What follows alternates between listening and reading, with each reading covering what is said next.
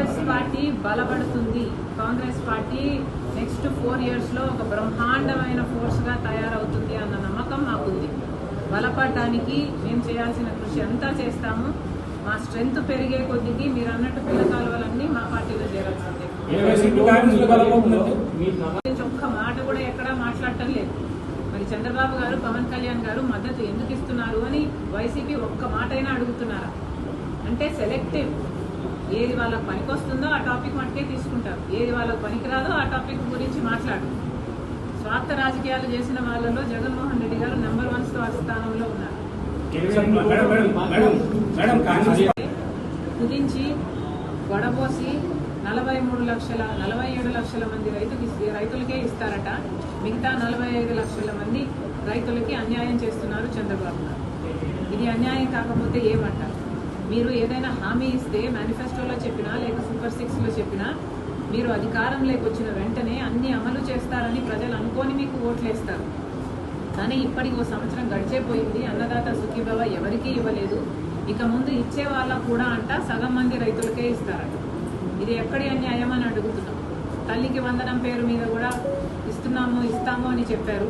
అది కాస్త సాగదీసి 1 సంవత్సరం ఎక్కొట్టి 87 లక్షల మంది పిల్లలకి ఇవ్వాల్సి ఉంటే 67 లక్షల మందికే ఇచ్చి 20 లక్షల మందికి మళ్ళీ మోసం చేశారు. సూపర్ 6 కాస్త సూపర్ ఫ్లాప్ అయ్యింది అనక మరి ఏమనాలి? నిరుద్యోగ వృత్తికి 3,000 రూపాయలు ఇస్తామని చెప్పారు. ఇంతవరకు ఒక్కరికి కూడా ఇవ్వలేదు. ఒకరికి ఉద్యోగం వచ్చిందా అంటే అది లేదు. మహాశక్తి నెలకు 1,500 ప్రతి మహిళకు ఇస్తామన్నారు. ఇది చాలా హెవీ బడ్జెట్ స్కీము. అంటే సంవత్సరానికి 18,000 రూపాయలు ఇవ్వాల్సి ఉంది. కనీసం 1,80,00,000 మందో లేకపోతే 2 కోట్ల మందో మహిళలకు ఇవ్వాల్సి ఉంటుంది. ఒక్కరికి కూడా అసలు మాట్లాడటమే లేదు. ఇప్పుడైతే P4కు లింక్ పెడుతున్నారు చంద్రబాబు గారు.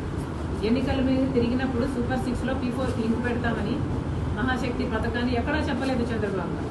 ఇప్పుడు ఎన్నికలు అయిపోయింది, గెలిచేశారు, జనాలతో అవసరం తీరిపోయింది.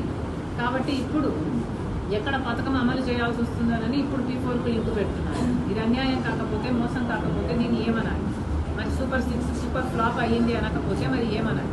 ఉచిత బస్సు ప్రయాణము చాలా మినిమం బడ్జెట్ 350 కోట్లు మాత్రమే అవుతుంది అంటున్నారు. అది కూడా నిలబెట్టుకోలేని పరిస్థితిలో ఇప్పుడు చంద్రబాబు గారు ఉన్నారు. పక్క రాష్ట్రాలు కర్ణాటక, తెలంగాణలో కాంగ్రెస్ పార్టీలు దీన్ని బ్రహ్మాండంగా అమలు కూడా చేస్తున్నాయి. అయినా కూడా మన రాష్ట్రంలో మహిళలు దీనికి నొచ్చుకోలేదు.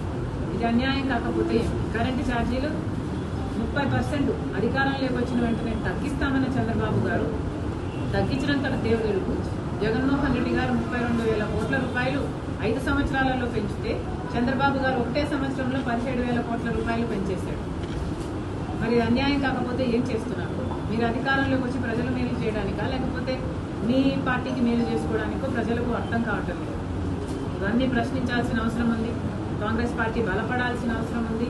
నిజాయితీగా ప్రజల పక్షాన పోరాటం చేస్తున్న ఏకైక పార్టీ ఈరోజు కాంగ్రెస్ పార్టీ. కాబట్టి ఈ పార్టీని బలోపేతం చేసుకోవడం చాలా అవసరమైన పని. కాబట్టి ఈరోజు ఈ జిల్లాలో కార్యకర్తలతో, నాయకులతో మాట్లాడడానికి స్వయంగా పార్టీ అధ్యక్షురాలుగా నేనే ఇక్కడికి రావడం జరిగింది.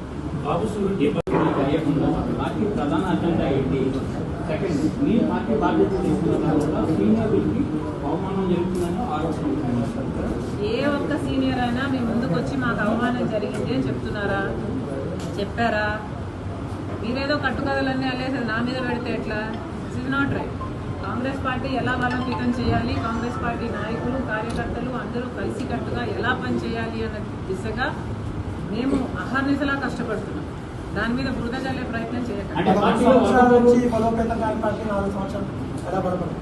దేవుని దయ ఉంటే అయిపోయింది.